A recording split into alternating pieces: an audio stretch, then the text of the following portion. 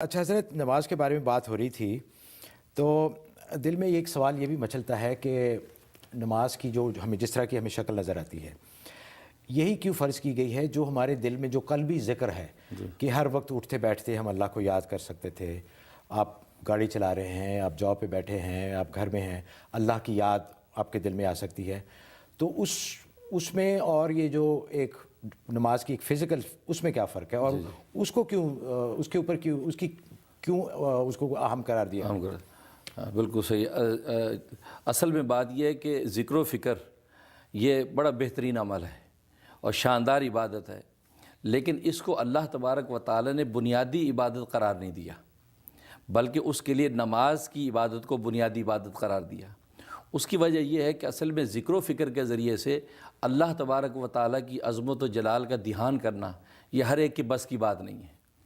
جن کی قوت ملکوتی اعلیٰ مقام پر فائز ہوتی ہے تو وہی یہ اس دھیان کا احاطہ کر سکتے ہیں، ورنہ جو ہے ایک عام انسان کے لیے کوئی ایک پیکر محسوس کی ضرورت ہے، کیونکہ اللہ تبارک و تعالی ایک پیکر غیر محسوس ہے.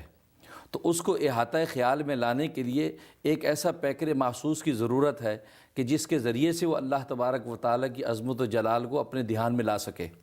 مثلا بیل کے لیے جو ہے وہ چھت پہ چڑھنے کے لیے سہارے کی ضرورت ہے، تو بیل تبھی چھت پہ چڑھتی ہے. تو بالکل اسی طریقے سے کہ انسان کے یہ پیکر فی ذکر و فکر کو اپنی پرواز کے لیے ایک پیکر محسوس کی ضرورت تھی، تو اللہ تبارک و تعالی نے وہ نماز کی شکل میں ہم پر لاگو کر دیا کہ نماز کی حیت قضائیہ تم ادا کرو گے تو یہ بس میری عظمت و جلال کا دھیان ہے. یہ وجہ کہ نماز میں 3 بنیادی رکن ہیں.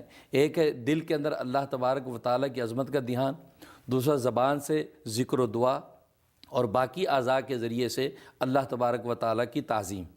تو نماز کے اندر تینوں ارکان جب بجا لاتا ہے تو یہ کنفرم ہو جاتا ہے کہ یہ آدمی اللہ کی عظمت و جلال کا دھیان کر رہا ہے. تو اس لیے یہ ایک پیکر جو ہے قضائی کو لازم کیا گیا.